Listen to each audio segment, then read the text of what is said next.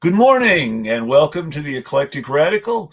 As always, I'm Chris Richards, the Eclectic Radical. I had been planning to take today off, but I'd been talking to Rebekah Jones about doing a show in the future, and she said she was available today. And my immediate reaction was, well, let's do it. I'm happy to be here. I'm really happy to have you. I mean, I think most people watching know who you are in your original background, but go ahead and catch people up on what you're doing now. All right. Right now, we'll just skip over all the previous stuff. Yes. I am a climate and environmental scientist for the federal government.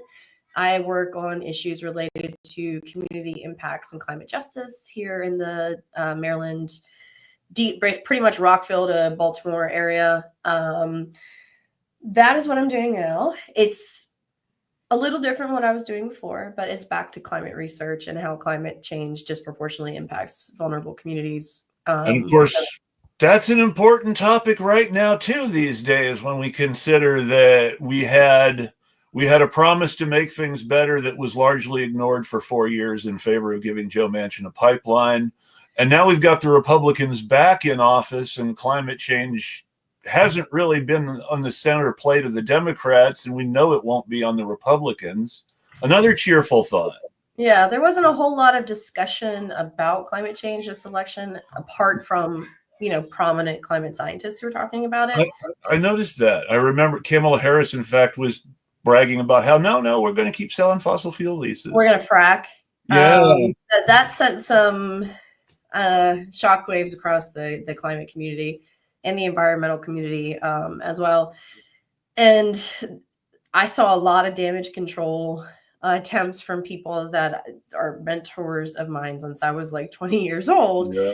And I understood it, but there was very much I feel like, because everything was so quick at the end of the election, to just kind of bury dissent and just push through. And I think that ended up costing us. It really did. And it didn't help that the vocal Kamala Harris fan base in both social and legacy media tends to cheer everything she does as somehow awesome, even when she's seriously screwing up. Have you noticed that? It was mixed for me. I mean, Yeah. I'm more of in the progressive, end quote, inside. Sure. So there was plenty of very harsh criticism in that network. Yes. But among kind of what you would consider your mainstream type. Yes. People, I saw there was like the general problem that we've been having with the news media for, forever since 24 Hours News, is that they were critical of everything Kamala Harris said and did, and normalized every crazy thing that Trump said. I think there was like a New York Times headline that kind of summarized it all up. And it said something like, oh, Trump plans shakeup with, like public health appointments. And we're like, that is how you're choosing to phrase this. Okay. Well, the problem was, and I absolutely agree that should have been challenged hard, but the problem is that everything that has been happening for the last 8 years, regardless of who's president, has been about normalizing the idea of fuck public health. Yeah, that's an understatement. I mean, I felt like at the beginning of COVID.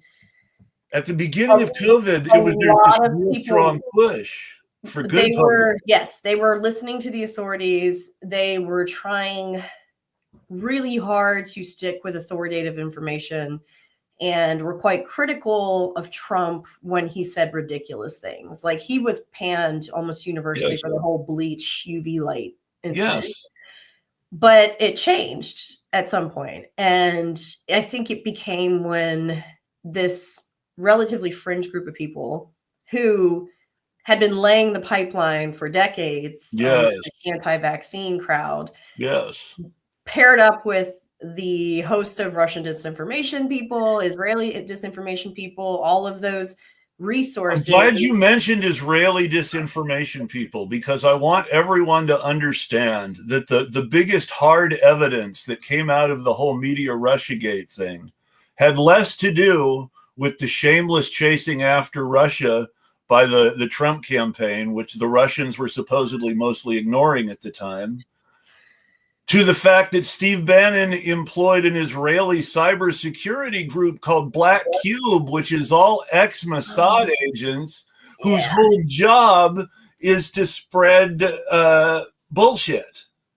Yeah, is Black Cube the same one that Harvey Weinstein hired? Black Cube is the same one that Harvey Weinstein hired to shame harassment and rape victims. It wasn't just that either. He hired them to hack the phones of the reporters who were writing about him to see their text messages. So he was always one step ahead of the story. Yes. But he was never charged with a crime for doing that. None of the international companies that were involved with it were banned. You know, it's... Yeah, I mean, well, that's really the gross thing about all of it is some people on a personal level had impacts on their careers. Good, fine, great. But at the same time, I mean, Kevin Spacey doesn't seem like he's actually hurting because he's not on House of Cards anymore. Yeah, I mean, he still wants relevance, and it's probably because of his personality type a bit vindictive that he was ever subjected to any criticism in the first place. Oh, I'm sure. But what I mean is that despite whatever personal career consequences he suffered at the time, people are not generally talking about, oh, Kevin Spacey is a horrific predator. Well, I think part of that is also too is the gender situation, because in our society it's a double-edged sword. Women are almost always blamed as victims, and men as victims are mostly just ignored or shamed. Or shamed or laughed at. One of the things that's really common, and as someone who as a teenager was groomed by older women, it kind of makes me angry, actually. But there's this tendency when we hear about a woman in her 20s doing something inappropriate with a guy in his teens, there's this tendency to like, oh, he got so lucky, or something like that. Well, it's the age dynamic too. I think the people in question, or the kids, because I'm at the age now where everybody who's under 25 is a kid. Yeah, who were violated were 17, or they were kind of like Matt Gaetz' victims, where they were just on the edge. And I mean, we've seen nothing happen to Matt Gaetz. Nope. Like there's no question. The closest thing to consequences is his other Republicans wouldn't vote for him for attorney general. Yeah, and that's because they don't like him. It had nothing to do with what he actually did. If they liked him, they wouldn't care that he was accused of all this stuff. Yeah, they do not like him. I mean, that really is what it comes down to. He was kind of seen as like a pest by most of the GOP, which is why everything happened the way that it did. The timing of that report supposed to become public was not a coincidence.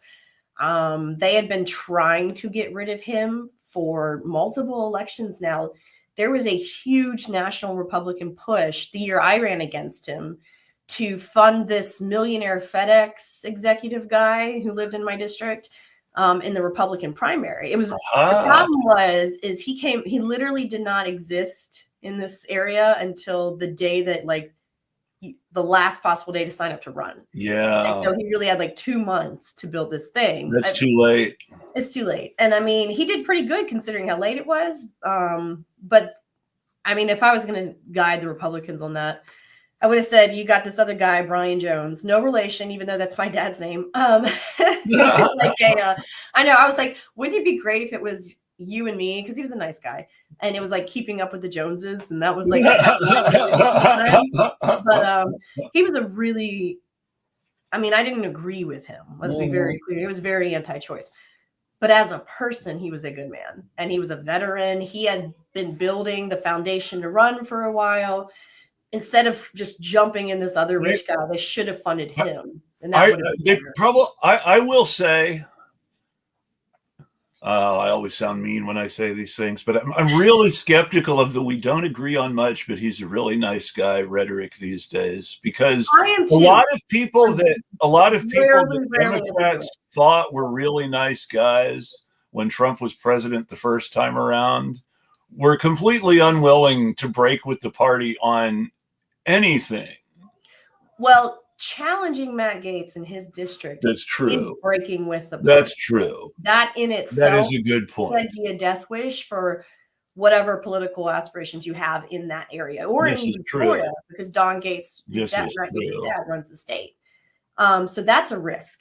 And I mean, he had little girls that were like about my kid's age, and I met his family, and you hear things about people. And I had a lot of Republican friends too, because 2/3 of the place is Republican. So, that's what happened.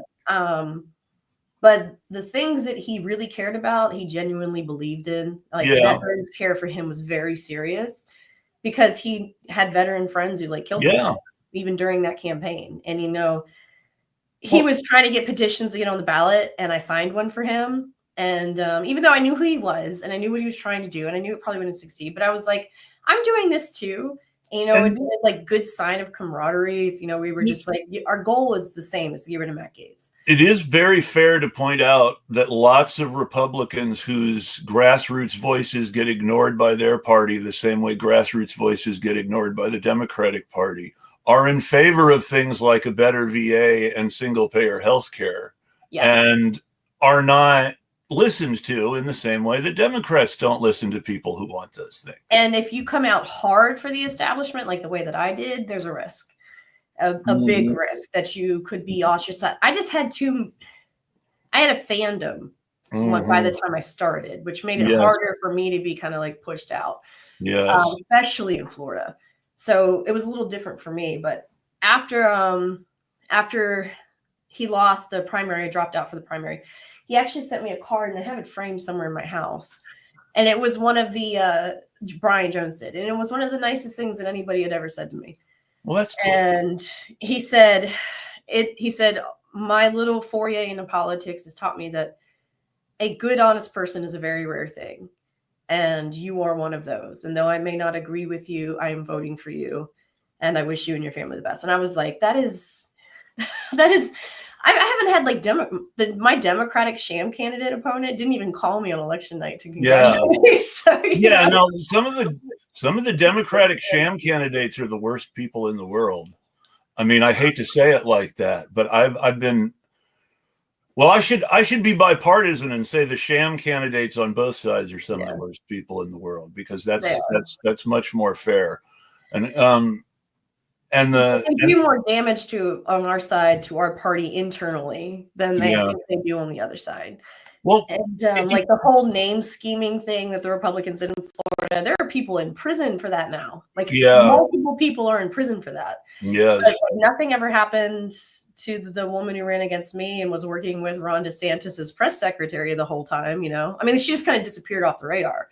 I mean, maybe if she had tried to poke her head back out, they would have cut it off. Debbie Mucarsel-Powell, who actually got elected at one point and then got defeated because she wasn't really any fundamentally different than the Republican in that seat had been, got recycled to run for Senate instead of someone who had actually fought in any way.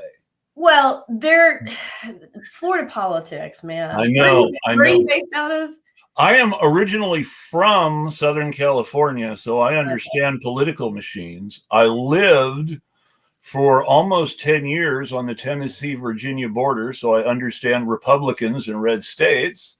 And now I live in the suburbs of Portland, Oregon, so I also understand the blue MAGA fascist police state people and how they like to run things in blue cities. Yeah, those are ideology groups. Florida Democratic Party is there's no set of adjectives, no matter how loquacious you are, that you could fully capture the dysfunction, the fundamental. No. So the thing you have to remember is that the guy who nominates, this actually best captures the dysfunction that I can think of. You're from Florida. You were in Florida, so you know who Fernando Mondi Jr. is. Yes. You know who his father is. I do not. You don't know who Fernando Mondi Sr. is. No, I don't. Okay. Fernando Mondi Sr. for years and years and years. He's in the background now because he's not a Trump guy. Okay. But for years and years and years, Fernando Mondi Sr. had exactly the same place in the Florida Republican political ecosystem that his son has in the Florida Democratic ecosystem now. Huh. Okay. I didn't know that. So, well, at least if he was the anti-Trump guy, the anti-Trump pro-Democrat guy in Florida, who makes all the media noise and supports all the candidates that people pay attention to on a national level, is one generation removed from being a Nixon Republican. I don't know. You can't really judge, the sins. And his ideology is not distinct from his father's. It's not. They have the same political. Well, that's the thing is, before Nikki Fried is a good friend of mine, and I think she honestly does have the best intentions at heart, and she did make major gains over 2022. There are lots of people with good intentions. Well, she's not. I met a lot of people in politics. Yeah. Most of them are transactional. Yes. A lot of them are just groupies. Yes. And I think half the infrastructure in the state of Florida for the Democratic Party is just old bitty bitches who want to dress up for their loser prom and take pictures with more famous people. Not just Florida either. The power brokers in primaries always seem to be end up being Democratic Party clubs, and the Democratic Party clubs are controlled almost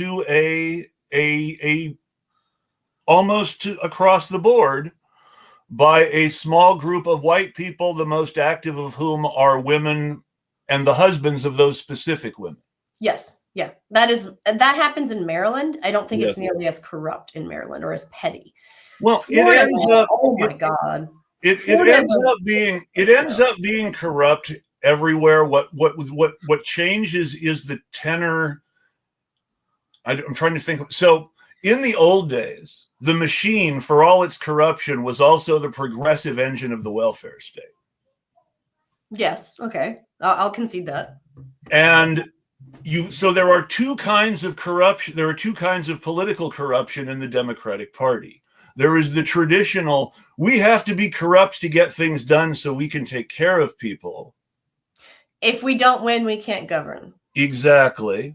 Which is not a totally invalid point. Not completely, and it has to be taken, and regardless of what you think of the liberal democratic election system, it has to be kept in mind if you intend to win in the liberal democratic election system. But it has been completely weaponized against, especially women and minority candidates. This actually happened in Maryland. It was shocking to me because we just had the Senate election with the former governor, very popular governor of Maryland's Republican, Larry Hogan, and two Democratic political types. One was a congressman named David Trone.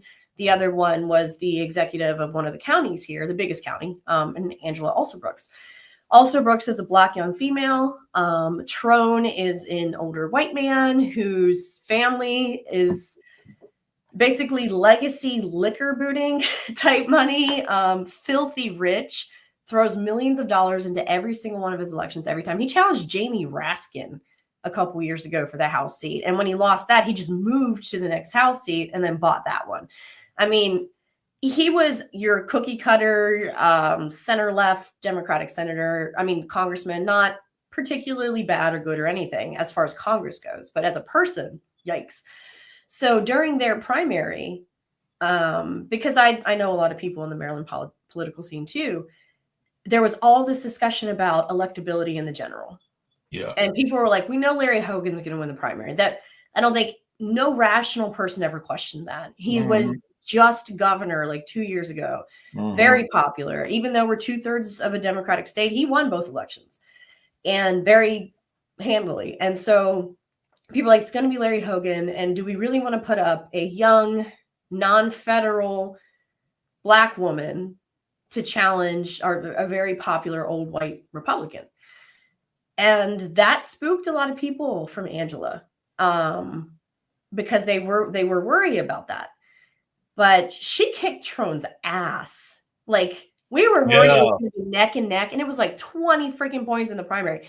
And then she kicked Larry Hogan's ass. Yeah. And so I was sitting here thinking there were a lot of people who tried to make that argument. I don't think they even liked David Trone. Like, I think they genuinely believed that he was a more electable person. I'm going to tell you something, though. And I think Angela also Brooks is a good example of this. There are other people, too. People don't want the same traditional Democrats.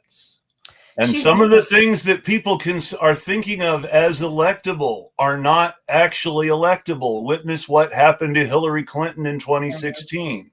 Well, there were outside mitigating factors. There were lots of factors. Well, the biggest in the end, but the thing is that all the other stuff aside, in the end, the biggest factor in 2016 is that Hillary Clinton took for granted a group of voters in the Midwest. The white brief, or whatever they were calling it. The blue wall states is what they were calling them in 2016. The Democrats are going to be able to rely on the blue wall.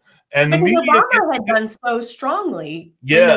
They thought these states where he won 8, 10, 12 points, we don't have to worry about that. But the problem is, everybody forgot who Hillary Clinton actually is. And Hillary Clinton could not afford to take people who, whether you believe it's true or not, and people will argue both ways, but people who believe that NAFTA destroyed their economic system were not going to vote for Hillary Clinton without her in some way courting them, and she refused to do so. And that's why she lost. And Kamala Harris replayed the same scenario in the same states. I think there was a more complicating factor that I think it was Gaza. We did a debrief. Well, Gaza mattered a lot, though, because the best example I can think of is Dearborn, Michigan. Michigan and Wisconsin. Well, Dearborn, Michigan specifically, because Dearborn is Congresswoman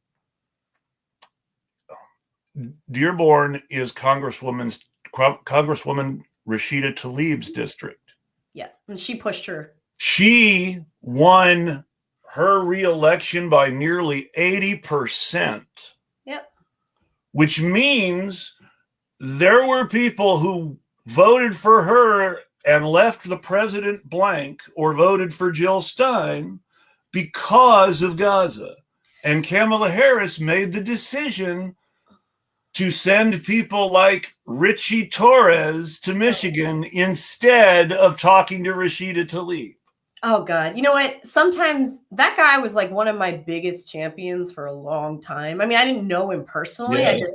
He'd always like, oh, like, how you doing? He's still doing the good fight and fashion, blah, blah, blah. Yes. And I always thought, he seemed like a nice guy. He's a strong Democratic fighter and stuff. And then when he went full on, like, bloodthirsty genocide, dude, I was like, oh, shit, I need to distance myself from this person. But what you got to understand is that's always been his thing. He has distinguished himself from other black Democrats in his district who have consistently been pro-Palestine by saying, I'm the pro-Israel guy. Maybe it's self-preservation, I mean, look what they did to everybody else. It's the basis of his career. I mean, whatever you want to motivate it for, that relationship forms the bedrock of his career. I didn't know all that. But I think, is that a question we have from Ari? Yes. So he wanted to hope to hear views on RFK Jr. Is he to be taken seriously? That's a very loaded question. His views are not to be taken seriously. Yes. But the fact that he is going to be the fact that he is going to be the Secretary of Health and Human Services and that he holds those views, that should be taken seriously. What's weird is a lot of these cabinet picks, we've heard a lot from some Senate Democrats, either off the record or in Matt Gaetz's case on the record, saying, I absolutely will not support this person. He doesn't have the support. I haven't heard anything about RFK. And there's a lot of Republican infrastructure that does not like him because he is against a lot of things that investors make money off of. Yeah, so this is where it gets really complicated, and I'm really interested to see what happens with his confirmation. But I am assuming that ultimately he will be confirmed because more than anyone else, he is personally responsible for Trump being appealing to independent voters in a way that Kamala Harris wasn't. We may not like it, but it's the truth. And he still pulled like between 1% and 2% in most states, even though he wasn't still officially running. Exactly. But someone, and his joining the Trump ticket, because you have to understand is that there's two kinds of quote unquote independent leftists. Speaking as someone who is so progressive, I no longer want anything to do with the Democratic Party. I feel comfortable talking about this. Yeah. There are two kinds of so-called independent leftists. The first is someone who's really so disgusted with the Democratic Party's refusal to do anything left-wing that they have moved to the left of the Democrats and support people like the Green Party or PSL or some even more radical and less well-known group. Yeah. Then you've got the quote-unquote independent movement, which includes former Democrats like Dennis Kucinich, who should be taken seriously on a range of things, but they keep going to events to speak with people like RFK Jr. and Ron Paul. So how can you really take them seriously? Yeah, and you know, we talk about like the political, the grid, the XY grid, but it's really more three-dimensional than that. There's this. You can go so far left that you end up in the same place as the far right. It's not really so much. The problem is that there are a lot of people on both the left and the right who aren't necessarily what they think or describe themselves as being. Yeah, a lot of people will describe themselves as being like centrist, but in any other context, they'd be considered right, you know, and or in a lot of cases, a lot of people who describe themselves as left or progressive would be considered centrist or right wing anywhere else. Yeah. And I mean, that's American politics, I think, compared to international politics in general. Like our right is their like though our style terrorist groups, you know, our Democratic Party has managed to impose its absolute lickspittle mentality towards corporations on the Liberal Party in Canada and the Labour Party in the UK, and it's tragic. I think of mainstream Democrats as being kind of like they're less liberal than Macron in France. Yeah. And which is sad when you consider he was elected to stop the fascists and his cops are beating the French up in the streets. Yes. Yeah. And well, I mean, look at Democrats. I am trying so hard. Like I have stories that will go crazy viral because they have all of these kind of social virability characteristics, you know, a grave injustice, an innocent victim, you know, an abuse of power, like things that I know personally about. And there is one that I cannot get to take off, and it is pissing me off so much. And it involves two Palestinians. So the FBI last week, I think it was, so not this present last week, but the one before, raided the home of two George Mason students. And what they called, and this is the FBI, what they called it, a graffiti investigation. Yeah. About alleged graffiti that was found on the ground somewhere on the campus during all of the protests, the sit-ins and stuff from last year. They refused to show them a warrant. They banged the door down. They knocked real quick and then banged it down. So they didn't have time to like go to the door and, you know, let them in and all that stuff. Refused to show them a warrant. So the presence or not of one is in question to begin with. Rounded them up in the living room. And these were two sisters who lived with their family. So this was the whole family that was involved.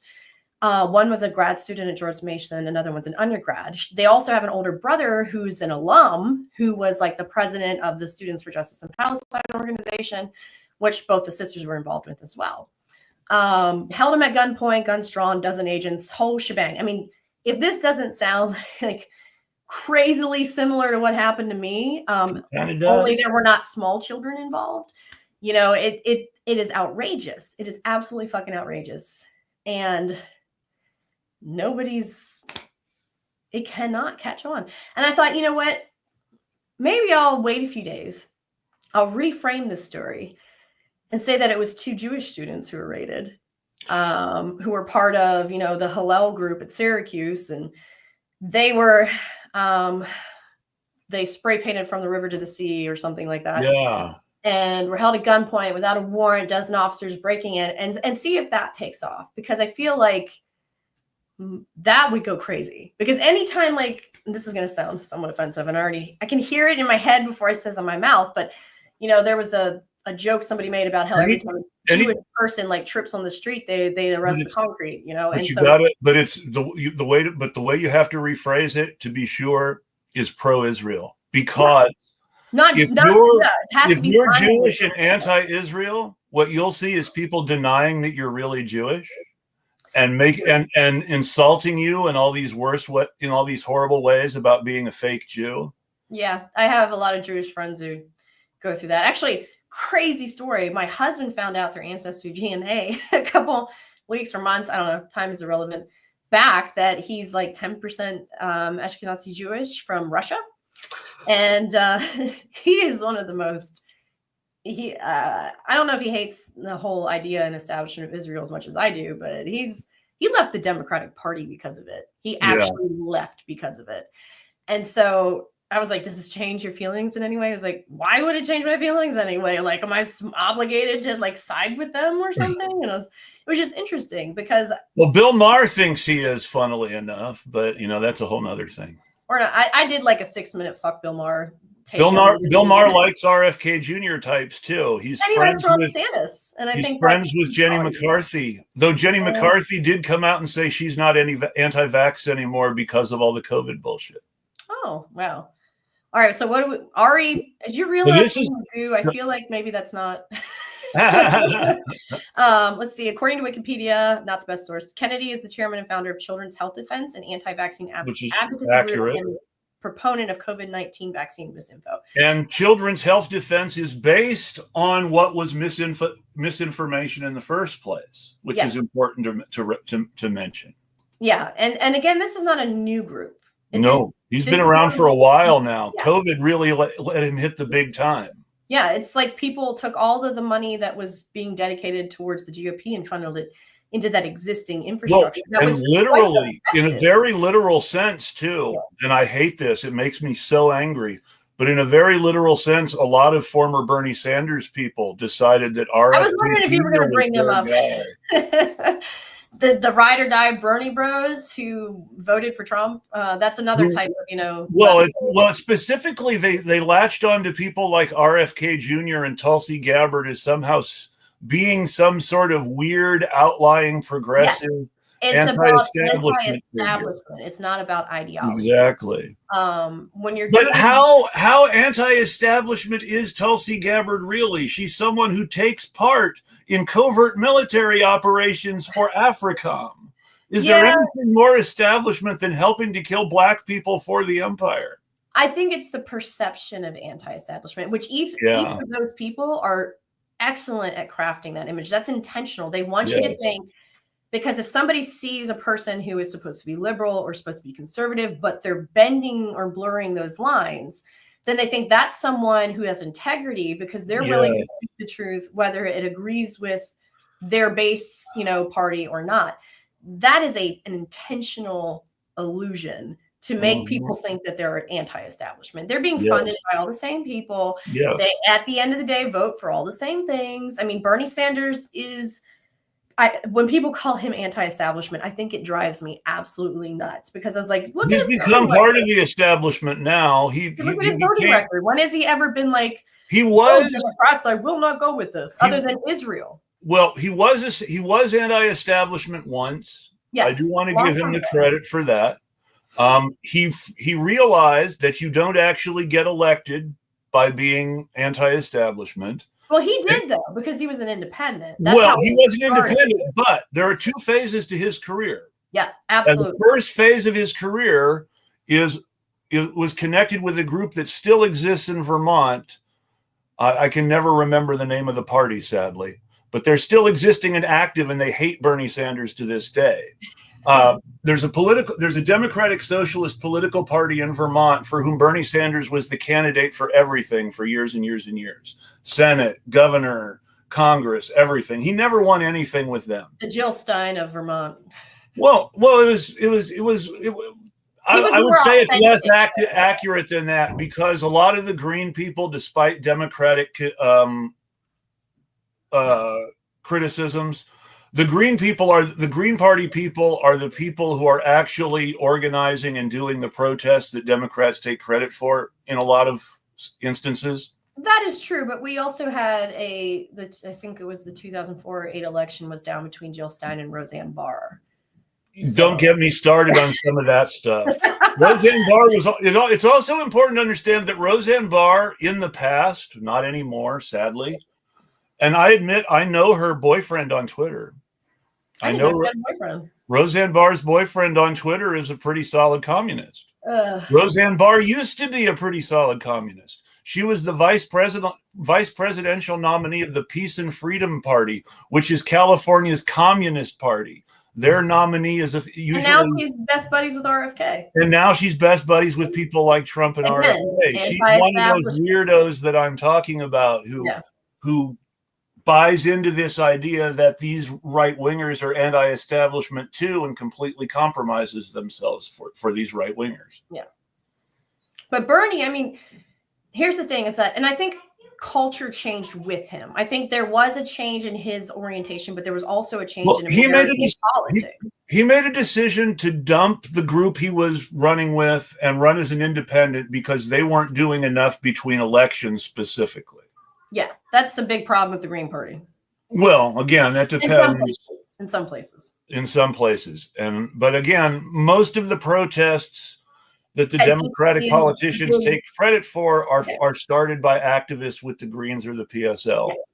PSL's great. PSL is an amazing group in a lot of ways. They have their problems too. Every organized group has its problems, and I need to say this because everyone is looking for something perfect, and perfection does not exist. That's why you hear me criticize even people I support. Yes, and that's what we should be able to do. But but with Bernie, I think when he started to experience that kind of shift, we had Obama. So it's like I feel like 2007-08 was a very critical juncture for Democrats. And here's the difference. This is where you can see the change too. The Bernie from 2012 and 2016 versus the Bernie of 2020.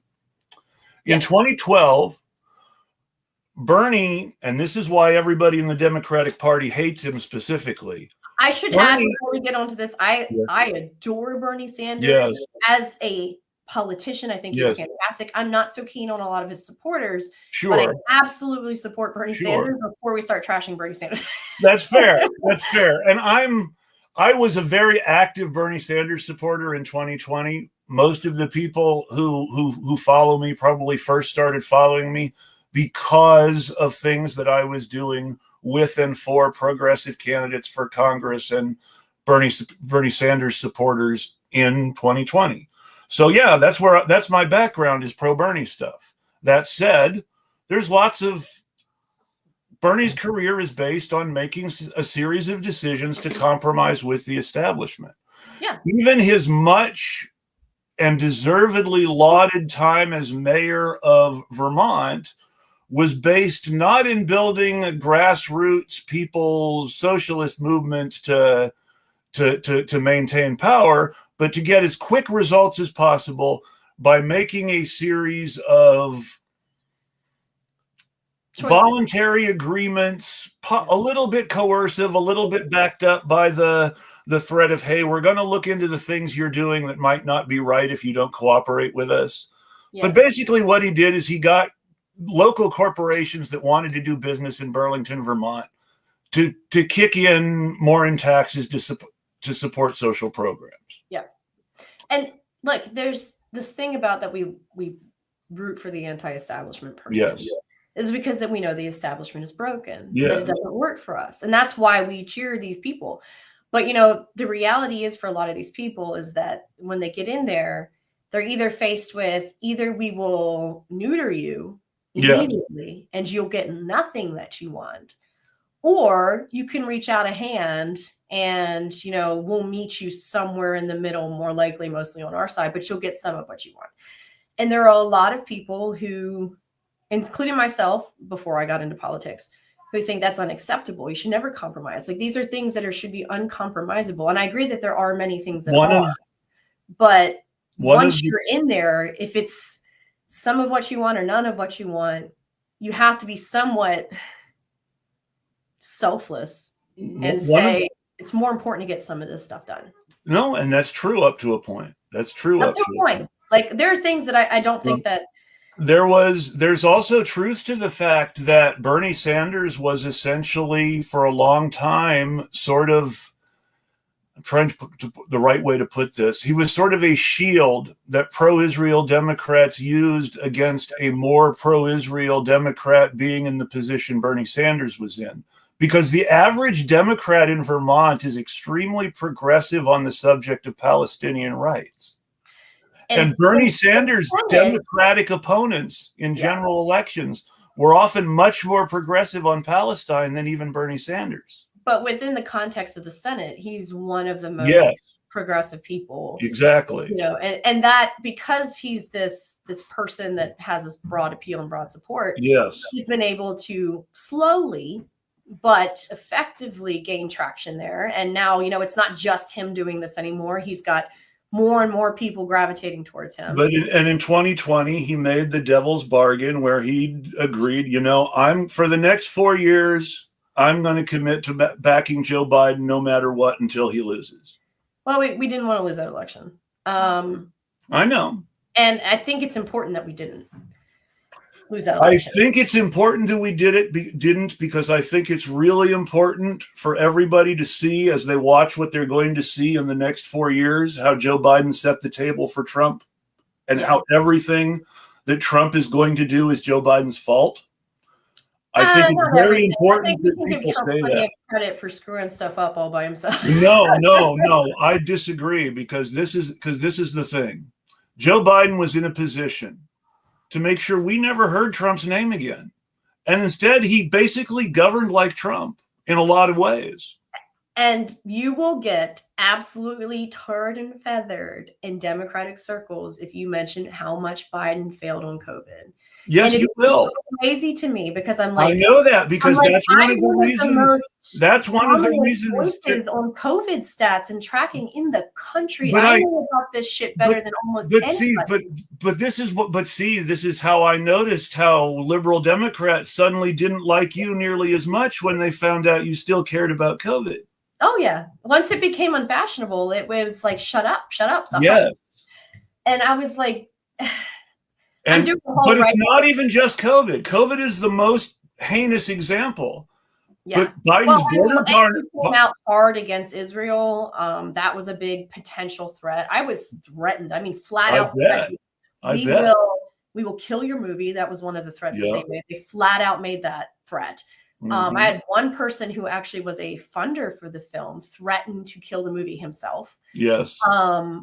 Luckily, the director is Jewish and, has always been for Palestinian rights. Like since I've known him, that was one of the things we always both cared about, although he's been kind of radicalized in the last year, but that's a whole other personal, private discussion. But the movie was threatened. My book was threatened. I was threatened to never be invited to another like congressional event ever again. I would lose all my followers, blah, blah, blah, blah. And none of that happened. It was threats. The only thing that happened is there were people that I was kind of tangentially associated with that came after me that I was just like, you really want to air dirty laundry? And the difference between mine and most of these people's is that every bullshit thing, true or false, out that you could know about me is already out there. And it's been out there for like 5 years. So there's nothing, you're never going to find. The Republicans already said it before the Democrats started repeating it. They just make shit up now to fill the void. It doesn't even matter. But I was like, but you, on the other hand, have carefully maintained your public personality in a way that is not necessarily consistent with your private life. Do you really want to start shit with me? And after I called one of these people out, I got pushed out of a certain circle. And I was like, you know what? Here's the thing about me, if you haven't learned it already. 1, I'm stubborn as fuck. 2, if I know that I'm right, I'm not going to yield until I see like an actual kind of empirical a database that proves that I'm wrong. And 3, I will be on the side of children and innocent victims if it kills me. And it damn near did. There's no legitimate prison just to keep people from getting sick. I was like, you think that a couple of mean tweets and you're going to cut my head off, whatever. no, fuck you. That's never going to work. And I'm going to stay on the side. And Yeah. I lost more followers after the election when all the bots disappeared Yeah. than I did when I came out against Israel. Well, I mean, that's everything. Every 4 years after an election, you lose followers when bots disappear. I've been here since. This was the worst, though. I've been here, but I've been involved in political Twitter around elections since 2020, though, and every time you lose followers after the election when the bots disappear. There's also the reason it's worse this time is you've also got all the people who have quit Twitter to go to Blue Sky. Yeah, which I've more or less done. And I auto cross post things now on Twitter, but that is literally I'm more active on Twitter because Twitter's where my following is. I can't. Yeah, mine too, but I don't have the ability to just walk away from a place where I have almost 30,000 followers to a place where I've got 800 and say, yeah, I'm moving up. Well, I don't think. See, that's the thing. I was like, I don't see it as moving up or down. I see it as logical. Like I have more than 7,000 followers on Twitter, but because Elon has put me on the shit list, maybe 10,000 people. Even on the shit list, I still get more people seeing and engaging with my stuff on Twitter than on Blue Sky. So I'm in both places. I hope Blue Sky gets more active. I'm going to keep doing what I can to grow it. But I'm not in a position where I can. And being a white guy, obviously, I get some things less. I'm just going to say that. And I know that. People are less likely to threaten to rape me because, hey, who would want to? But I think they threaten to do that to people. That's true, regardless of whether they really care. Yeah. It's not about your answer. But being a man, there are certain threats I don't get. And I do want to acknowledge that. And so I don't face that the same way other people do. And you haven't pissed off a governor who wants to be president. I've pissed people off. I've pissed some very interesting people off who some people might say I can't afford to. I pissed off David Sirota, which means one of the most listened to journalists on the left blocks me on Twitter. And I've had that happen because I've. I do this too. I'm like the most blocked. I was unfollowed by Rokana during the 2020 election. Yeah, well, I have all like the Congress people and stuff following me, but that used to get me really excited. But then I got to know some of them, and I was like, we're all just the only person I'm aware of in federal government who still follows me is, and I know it's just his more left than he is social media guy and not him, because I know that. And I don't know why I can't remember his name. Massachusetts Green New Deal. Former anti-nuke activist. Oh, boy. Dang it, I'm just going to have to look it up. Yeah, well, it puts me on the spot. I'm like, oh, no, I can't Not remember. Elizabeth Warren, so it's the other guy. About. Yeah. And it's sad because he's the only politician who follows me on Twitter, so I should know, right? It's not, but all of them follow me, and it's... Yeah. It's not the same as... Ed Markey. That's it. Yes, that's it. I think he was one of the people who signed the letter about what happened to me. But even if these people follow you, if they champion you, I will say this: the Democratic Party, there are some people in it who will stay with you through the fight, and I'm happy to name those people. And there are some people who will send out fundraising emails about all of the horrible things that have happened to you. Yeah, and they will raise, and I'm not shitting you, one of these people raised tens of millions of dollars over what happened to me and never reached out to me, not once. And to just be supportive or blah, blah, blah. And they're like, oh, well, behind the scenes, that money helped, blah, blah, blah. I was like, who needed help from federal people at that moment? Me and my fucking family. Yeah. And I guess I shouldn't complain because most people have never had a law written for them. And the very first thing that Joe Biden did when he got in office, the first thing he signed was the COVID-19 Whistleblower Protection Act. So that's pretty cool. But that only applies to federal employees and their contractors. It does not apply to state employees in any state in this country. And so while sure, that's nice, I'm supposed to see symbolically how COVID was the thing was the issue of the election. I had just been raided. It was in the news everywhere in the world. And the first thing he decides to do is to acknowledge me, blah, blah, blah. Cool. When he signed that, I was like driving back from jail in Florida. Yeah. And it took me, since the time I was fired, almost just over 4 years to find a job. A real like non-gig work, non-public speaking, full-time, regular job. And you look at what happens with these Republicans, and like Matt Gaetz offered to hire like Kyle Rittenhouse to his congressional staff.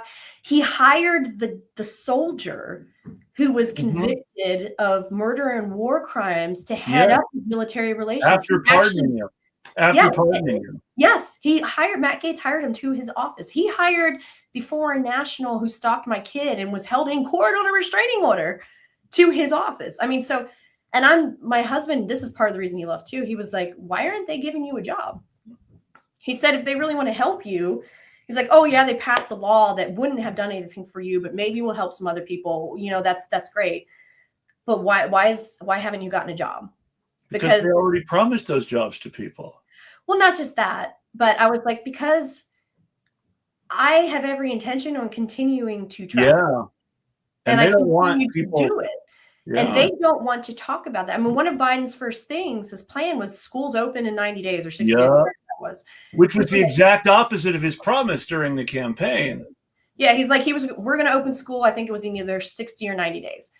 And all of the data that we had on that said that was a big fucking mistake. That at the very least, we should not be opening schools until we modernized all their HVAC systems to have HEPA filters, which we still haven't done. No, and now that COVID is an afterthought, we're not going to do. And all the data that I have read from reporters who are covering COVID says that schools are now the primary vector. People are getting sick when their kids bring it home from school. Since schools reopen brick and mortar, that has been the case. That is most often the case for other types of infectious diseases as well. That's traditionally been the vector for the flu. Yes. The lie that somehow schools would be this magical bubble where none of this happened was one of the most absurd ideas and really an affront to all public health knowledge that I've ever heard. And then there was and a lot of this was fueled by DeSantis. He was the first person to say, we're opening schools brick and mortar. And I think he was also one of the first people to say really stupid stuff like homeschooling causes brain damage and behavioral issues. Yeah, he used to. But that Moms for Liberty crowd was birthed out of DeSantis's anti-school establishment shit.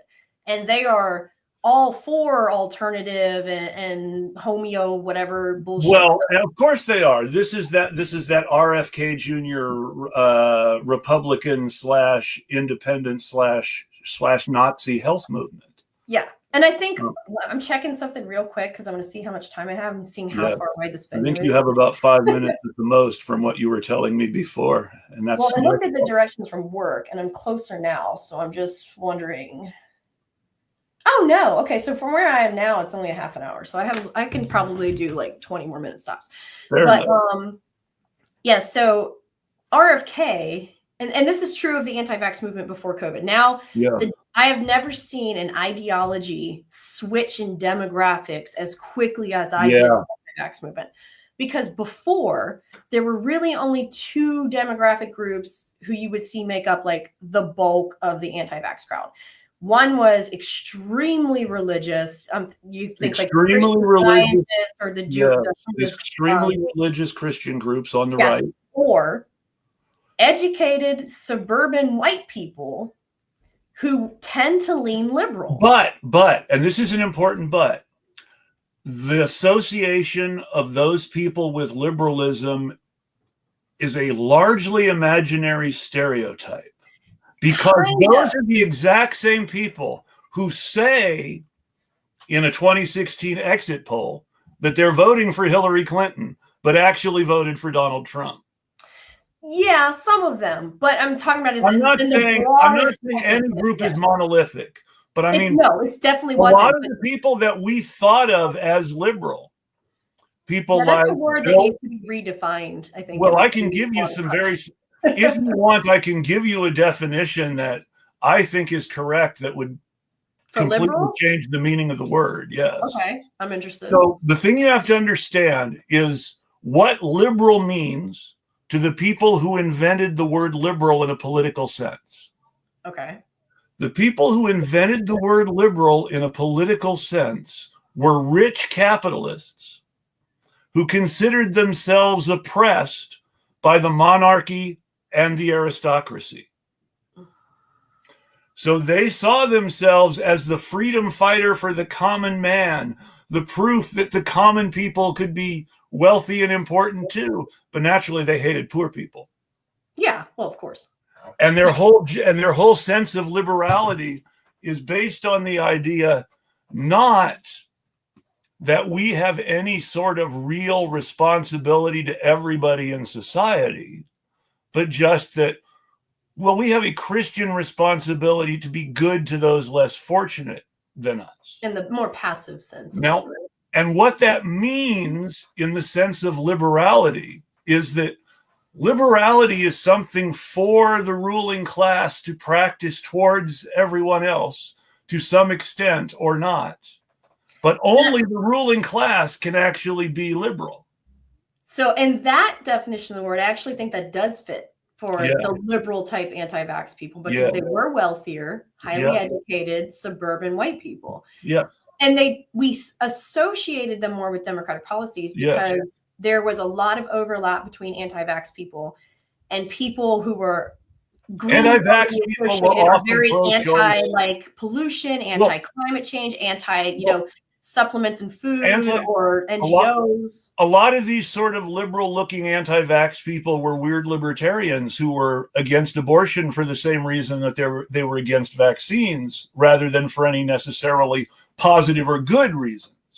Partly, but those people are kind of exist everywhere. But these were people who would they wanted the FDA to ban any carcinogen across. They wanted that power of the central government. They want to ban vaccines, but raw milk is cool. Well, okay, well that's a whole other thing. They've been co-opted a little bit, and they were fringe, and of they course loved raw milk. Even then, too, Jenny McCarthy was and still is a raw milk fan. Oh, Jesus Christ! Well, because they believe that additives to food and other things that are not natural are dangerous, which is. But there's a history to this. Do you know what the words German New Medicine mean? Yes. I thought you might. Yeah. RFK Jr. buys big into this shit. Yes. And RFK Jr. is who was anti-vax pre-COVID. He is actually kind of the embodiment of what that movement looked like. His children's educated person who believed that toxins were everywhere and that we should ban. And that's why he's gaining traction. Yes. With Democrats right now, that they're like, well, maybe if he goes after all of the shit in food, that won't be so bad. The problem is that he's not actually after the bad shit in food. He's after the stuff that stops the food from killing you. It's like with the vaccines. He's not actually after any sort of decent oversight. What do they call them? Treatments? What do they call them now? I can't even remember. There's an alternative word. For a while it was treatments. But there's they picked a weird word to describe things that aren't preventative types of medicine. If you caught it, you could take, I can't remember the fringe word for it. But for a while, they're like, oh, well, we have all these treatments. We have these medical treatments. And I was like, what are you talking about? And they're like, well, we have the blood transfusions. And I was like, you won't take a fucking vaccine, but you'll take a blood transfusion? That's... Well, what's so hilarious about this is that all the treatments they were talking about are all things that are only available to people who can afford to pay for them. Yeah, well, that's anybody could get the vaccine. It's like DeSantis did that. He ordered millions of doses of the type of treatment that was for the first round of COVID, but he did it during Delta after it was already well established that it was no longer effective. Yeah, and made it seem like, we don't need vaccine. We've got all this. The most disgusting thing that I can remember about the Trump COVID policy was that the most anti-mask governors in the country were getting preference. We're getting preference in mask delivery, knowing that it would do no good. Yeah, they that was a complicated batch. I was in the early months of that before. Internally, we knew we needed masks, but we weren't allowed to say that because we were scared of a panic, the way that the toilet paper situation happened, which is really one of the most fascinating cultural events I think in my lifetime, was the whole toilet paper thing, where it started and how it started and how it spread. It's a relatively harmless thing, so it's kind of fascinating. But yeah, so we weren't allowed to say it, but we knew it, and which was something that I struggled with. But at the same time, we had Orange County, one of the most populated counties in Florida, like we don't have enough PPE for our medical staff. Fun fact. Fun fact. There are 3 orange counties in the country that I'm aware of. California, Florida, and New Jersey. Oh, all right. Okay. The most famous, one of the most famous cities in Orange County, New Jersey, is East Orange, but there's also an Orange. Yeah, weird. All 3 of them are founded in California and Florida. It makes sense. You think, oh, orange trees, but no. All 3 of them are named after the Orange Order, and all 3 of them were founded by right-wing white people who kept black people out after dark. Yeah, that's probably most of Florida. But also Orange County, California, and Orange County, New Jersey. And the first county mayor of Orange County, New Jersey is also the guy who founded the New Jersey State Police, who was an actual Nazi, who gave the New Jersey State Police a uniform based on the German colonial police who committed the Namibian genocide. Yeah, nice. Yeah, and of course it's New Jersey, so he was a Democrat. Different names of counties across the U.S. state.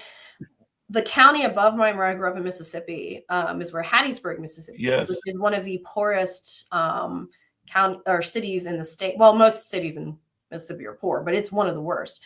The name of that county there is Forest, and most people think that it's because it's the DeSoto National Forest goes. Nathan Bedford. Have you seen the spelling? It is not Forest is in the woods. Nathan Bedford. Nathan Bedford Forrest is who that county founder of the KKK. And there have been, I check in every so often to see what the progress is on it, at least 6 different attempts to change the county name, not dramatically, just change the R. And so it would be Forest, like a wooded place, because it is. That makes sense. Yeah. And every single time they don't get enough signatures to even get it on the ballot. And it's like it's what I used to call the racial wallpaper. Well, it's place names in this country. when county names like that and statute, when that all was done, right? Oh, it was in the 1870s to the 1880s to 1890s, turn of the century, the Redeemer era. Yes. Because after the Civil War, you had Reconstruction. And during Reconstruction, some of the best people in the country imposed actual legal equality on some of the worst people in the country. And for a little while it worked, but then the federal government stopped policing the South and let the KKK kill everyone. Yep. And there are a lot of people like that. And there's one good one. The county next to me is Jones County. Yes. It's named after, I think they even made a movie about it at one point, the Free State of Jones. Yes. It was a county that decided to get together to refuse to fight in the Civil War. Yes, they seceded from they seceded from the South. They became their own place, their own sovereign place. And everybody there was equal. And they had to fight against Southern troops. And even at one point, I think Northern troops, because they were seen as just the South. And where I lived in East Tennessee, I will never get tired of telling this story either, because I think it's important that people understand this part of American history. We don't talk about what happened to the brave people in the South who actually cared about racial justice. East Tennessee was the center of anti-Confederate, pro-Union, anti-slavery, pro-black feeling when the Civil War broke out. Well, y'all were on the fringe. The man who founded the Knoxville Whig was targeted for arrest by the Confederate government of Tennessee for publishing treasonous headlines. And he said, "I will fight the secession devils until hell freezes over. And then I propose to fight them on the ice." That's a pretty powerful quote. And he was locked up by the federal government, by the state government of Tennessee, the Confederate state government of Tennessee, and put in prison for the duration of the war for running an anti-slavery newspaper. God forbid. The town of Blountville, which is the one I lived in. You lived in, my sister lives in Greenville. Yeah. Blountville, Tennessee. Blountville, Tennessee is where one of the few battles in that part of Tennessee was fought. And the way it was set up is the Union Army had rescued the town, which was pro-Union, from Confederate occupation. and had set up their position behind the town so that they were in a situation to reinforce the locals if the Confederates tried to take the town again. So the Confederates bombarded the town. The Confederates included the town in their artillery attack against the Union Army. Yikes. Well, they were And sad, so, and after the 1880s, all the people who had supported the Union were run out or killed. Around the same time that you have the Great Migration, where black people leave the South because of the end of Reconstruction, the KKK, you also have this massive wave of terrorism against their white allies who tried to stay, or tried to help them. And this is why West Virginia, which seceded from pro-slavery, pro-Confederate Virginia, East Tennessee, East Kentucky, and Western North Carolina are the poorest damn places in the country, because they've been punished for being anti-Confederate since the 1880s. Yeah. West Virginia's history I actually find fascinating. It's kind of like Louisiana. It's almost an outlier in most things. It's also the place where the coal miners organized against their boss across racial lines, and the U.S. federal government dropped bombs on them from airplanes. I have, oh shit, I don't even know where it is. It's one of my all-time favorite books. It's called Everything in Its Path. It's about the destruction of basically this town that was set up in the bottom of a valley. And something happened with like the coal plant, and there was a collapse, and it just wiped out tons of people. God, I can't remember the name of it, but it was in West Virginia. The book is called Everything in Its Path. It's one of the first books I read about like corporate man-made disasters and stuff. And it's absolutely devastating, like reading the stories about that and how the federal government was just like, yeah, that sucks. But the same thing happened. In Portland, there was a community outside the city limits called Kaiserville, which is where Kaiser Steel had imported black labor from the South to work in their defense plants. You know, I think I brought all these. And then in the 1950s, the Columbia River flooded and wiped Kaiserville out. Yeah, I think I brought them to work to let people borrow. The Johnstown flood is the other one I was going to go. Because I was born in Windber, Pennsylvania, which isn't too far from Johnstown. And that one is even worse in a lot of ways. The poverty and the sheer destruction of the West Virginia incident was heartbreaking. But what happened in Johnstown, and the water lines are still in the buildings to this day, was they built a giant ass dam for their country club, for a fucking country club, sitting on top of this valley. And there's all kinds of crazy theories. Somebody said that a crazy woman went and blew it up, or no, it broke and flooded and killed everybody. It's one of the worst natural disasters in American history. Most people have no idea that it even ever happened. Another corporate people who were responsible never paid for it, never went to jail, nothing. It is. And I mean, you got Love Canal, you've got all these other incidents in which lack of regulations resulted in mass death.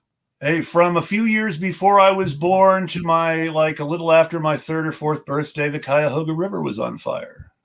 Oh yeah, that's a good one too. Or you look at Onondaga Lake, in Syracuse, which I wouldn't touch with a 10-foot pole. It's considered the most polluted lake in North America. And another thing I'll say about RFK Jr. is if you look at his career as a so-called environmental lawyer. Yes. All of his why he had favor with Democrats. All of his environmental law projects are these vanity projects for the well-off ruling class to be able to enjoy nature. Which I think I'm not saying that people shouldn't be able to enjoy nature. I think I'm actually okay with that, because I'm like, hey, look, I don't really care why we're preserving or cleaning. But the thing is, but it matters. It matters because none of his cases in any way had anything to do with environmental justice or people who had actually already been harmed by pollution. I thought all of his cases. There was one that he got a lot of social credit for, which I still think was a vanity project for him to gain social credit. But there was one that involved kids getting sick from something. I do not remember what it was. Well, that was his whole. Well, his whole claim was that his whole claim to celebrity, which made him big for a little while, was recycling the debunked claim that a specific mercury-based ingredient in the MMR vaccine caused autism. Well, yeah, that's been. And he's been involved in cases involving the parents of autistic children for years. That's the only thing that I can think of that comes close to that. But usually suing the wrong people for it. You know what? It wasn't that. I think it was actually related to like asprin or Tylenol. He was involved in a case long time ago where pregnant. Was he involved in the poison Tylenol case? Something like that. But there was one where there was a tampering case. That's one good thing. It's okay for people we don't There was a tampering case on the West Coast where somebody an employee of Tylenol put cyanide in one run of capsules. And caused a nationwide panic. And it caused a nationwide panic. And RFK Jr., I believe, represented some families of some people who got poisoned. I think that was what it was. But it's important to note, though, that was a case of one employee doing something and it being blown into a moral panic about drugs all over the country when it was about one employee doing something very specifically for terrorist purposes. Yes, but at the same time, those families were well represented. Of course. Of course. Even if people we don't like, and even if they do it for selfish reasons. Oh, no, and I'm not saying... People, can do good things in the world, but... I'm not saying that that's not true. But I'm saying but even then, that case was done in a way as to... Not systemic. That's not the actual problem in Big Pharma. Yeah, the actual problem in Big Pharma is not one guy putting cyanide into one run of Tylenol. The actual problem in Big Pharma is the FDA approving drugs with side effects like sudden unexpected death. Or the mass production of addictive and deadly pain pills to maximize profit. So here we might actually disagree. Because I believe strongly that fentanyl and opiates are underprescribed and that doctors should be told to drop a lot of their bullshit moralistic thinking about drug-seeking patients. So I will agree with you on fentanyl. Just because I've had, I don't know if they'll be able to see it on camera, but I have multiple giant scars all over here because I've had 2 rib bones removed and a rib resection and scalenectomy twice for this weird genetic thing that I've had since it's familial or whatever. But the first time that I had that surgery, I was given, I think, 10 days of fentanyl patches for my back. And I was aware of and very concerned about potential withdrawal and things like that. But I didn't have any problems. Nope. The pain was manageable. I came off of it. Not everybody does. But I came off of it and transitioned off of it okay. Florida was part of the whole opioid panic re-legislation between those 2 surgeries. The second time, I was given, I don't think it was Vicodin. It was one of the other ones. Dilaudid? Yes, I think so. For 3 days. Very small doses. Yeah. And I was in so much fucking pain. So I was insane. How educated are you about the history of heroin? Because this is a great topic. Quite a bit, and not enough for us to get into it right now because I have to go soon. No, I know. But I was working at the Department of Health during that time, and I wrote like a thing to like just whoever the office is in the Department of Health that manages and regulates that, saying I was like, look, I understand that we have that opioid death is now like a top 5 cause of death in the country, but I just had ribs taken out, sawed off. My scaling muscles detached from my like collarbone area and like stem cells shit put in there so that it doesn't rescar. I was like, I was ready to kill someone. I was in so much pain. So I went back to the hospital and asked my doctor, I was like, is there anything I could do? And he said, well, you can check in. Because in the hospital, They cannot we can tell us give you enough pain medicine, but out of the hospital we can't. The cost of a hospital stay. Yes. Exactly. So I didn't do it. I just suffered, and I think my recovery was very much delayed because of it. The reason I ask is because to just keep it short before we go, for the brief period it was legal, heroin was the best thing to ever happen to pain patients. Oh yeah, you look at the use of it during war, and when it became illegal, which was out of the blue. If you were an American, there was nothing that would have happened that would have expected there you. Was some stuff behind the scenes. But nothing happened publicly that would have led you to believe that your drug was going to disappear completely. Just a few years before they banned it, they did a prescription requirement for heroin that made everybody think their pills were going to be safe now. Yeah. And then they banned it 2 years later out of the blue, and people were shocked and left without anything. Yeah. And for years, things like Dilaudid and Vicodin and Demerol and other substandard pain drugs that don't work nearly as well were invented to try to fill this gap. And until fentanyl was invented, there wasn't anything to fill that gap.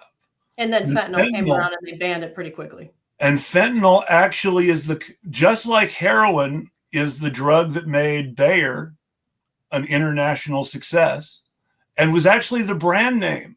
Heroin was the brand name that the drug diamorphine was sold under. Yep. Yeah. And it's, and speaking as someone who had to go through, I had 2 similar surgeries, almost exactly the same thing done, 2 completely different pain treatment. Yes, and you could tell the difference. Holy shit. I'm glad that by this point OxyContin was heavily regulated, because they probably would have tried to give me that. And I know that shit does, like, no thank you. At least what I had, I could split up and try to make it last, and it was okay. But I was like, this is insane. Like, orthopedic surgery was not one of the classifications that qualified you to get fentanyl anymore. And I was like, what?